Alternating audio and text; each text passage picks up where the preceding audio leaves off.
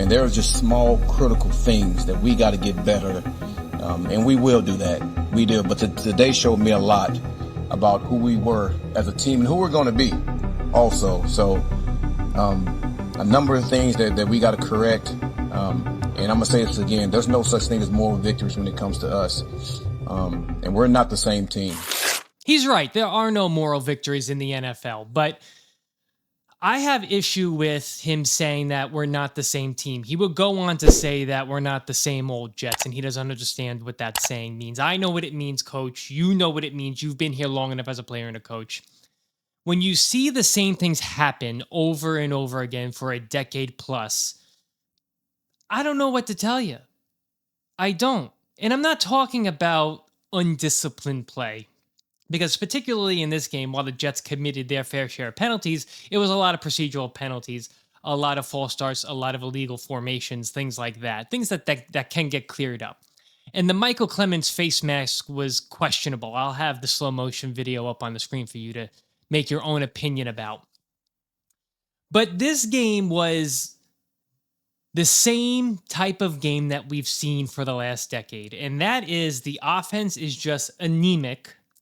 And the defense is hanging them by a thread.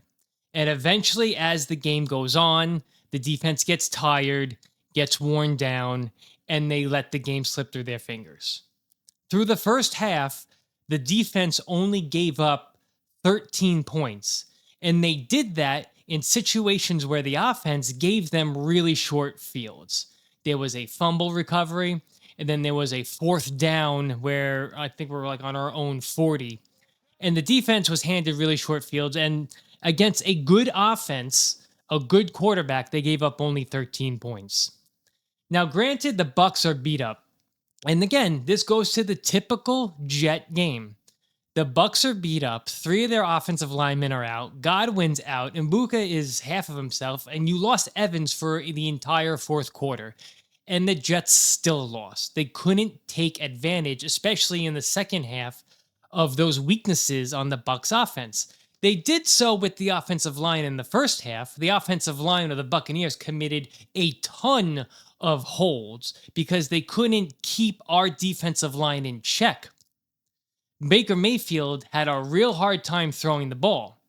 And you'll say, well, they were down 20 to 6 at the half.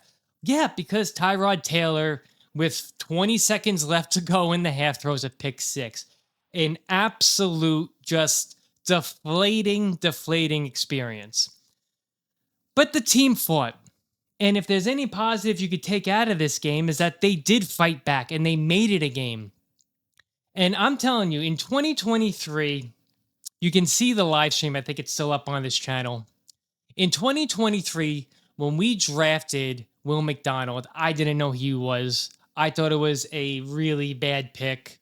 I didn't think we needed an end at the time. And coming off the 2022 draft, you thought 2023 was going to be a repeat. We were going to get all these great players in here. And I was down on Will McDonald for a while, but he has proven me, he's proven all of us wrong. This kid can play.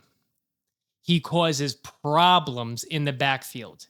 He draws holds. He gets sacks. And when the game was on the line, he makes one of the greatest special teams plays I've seen in almost my entire adult life watching this team. Not only does he get the block, but he gets the scoop and score. And you're thinking with 1 minute and 40 seconds, we got a chance. But in the back of your head, the defense is probably going to let it up. The defense will probably give it up, and they eventually did. And it was a continuation of how the game was going because the defense played so hard and so tough for the first 3 quarters that they eventually just ran out of steam. And that has been the blueprint of this Jets organization for the last 15 years, minus 2015, where the offense cannot move the ball. They can't throw the ball. They can't run the ball. They're not getting any points on the board. And the defense has to play perfect. No defense should have to play perfect. They shouldn't. But the Jets have to, because the offense is not modern. Now, I don't know what this offense of what this game would have looked like with Justin Fields playing. Nobody knows. Nobody knows what Justin Fields is in general. Right now, the combined record of the teams, of the opponents that we've played are 8-1.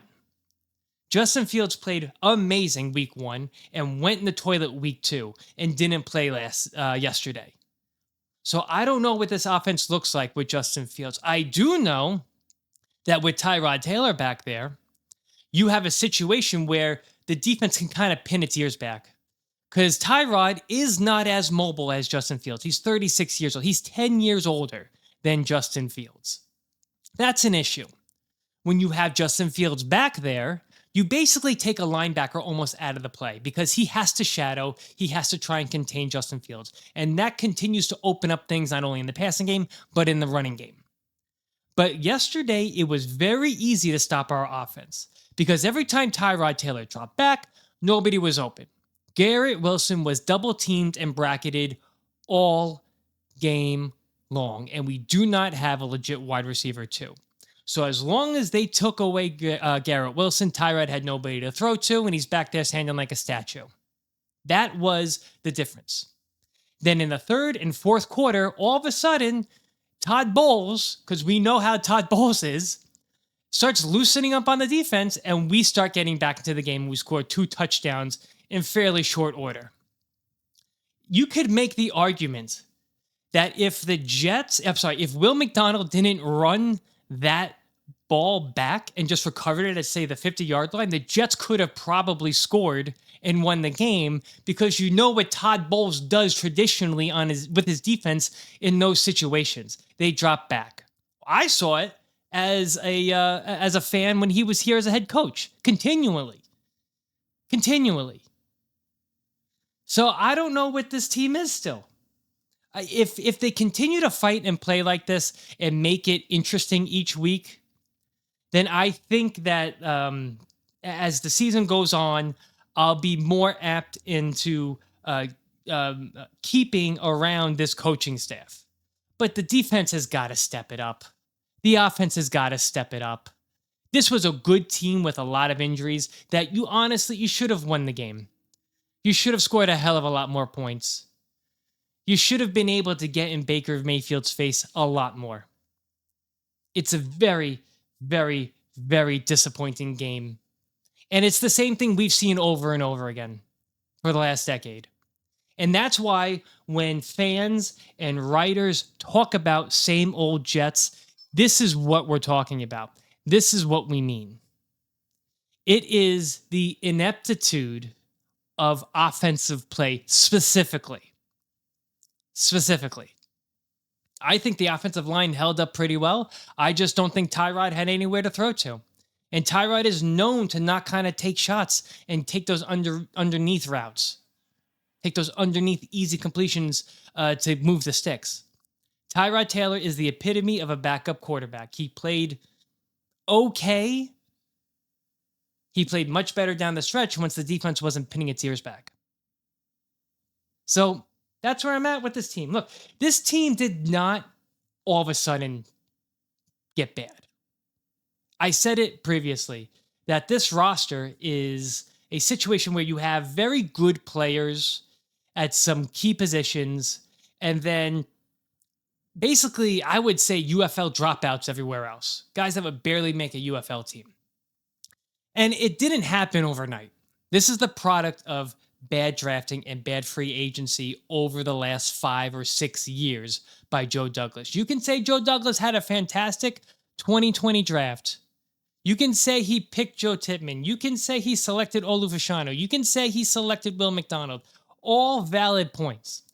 But the rest of the roster is really lacking talent, especially at the quarterback position.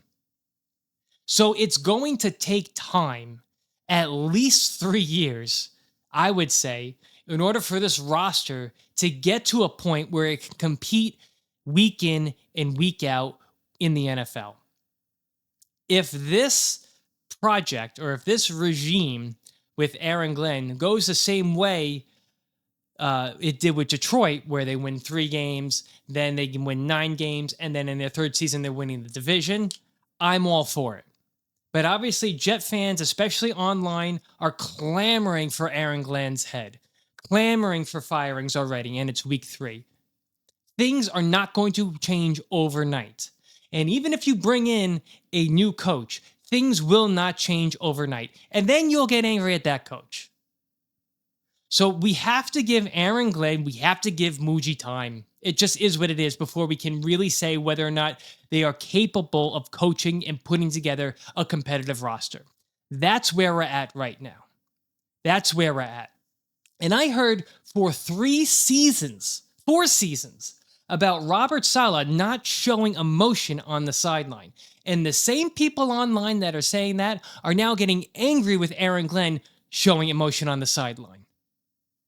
I want him to rip into players when they do something wrong. You saw it on the live telecast. He absolutely shredded Arian Smith on the first drive when he left the tackle uncovered, caused an illegal formation, and gave up a first down. The drive stalled. We had to kick a field goal. The Jets were moving the ball at that point, and it stalled everything.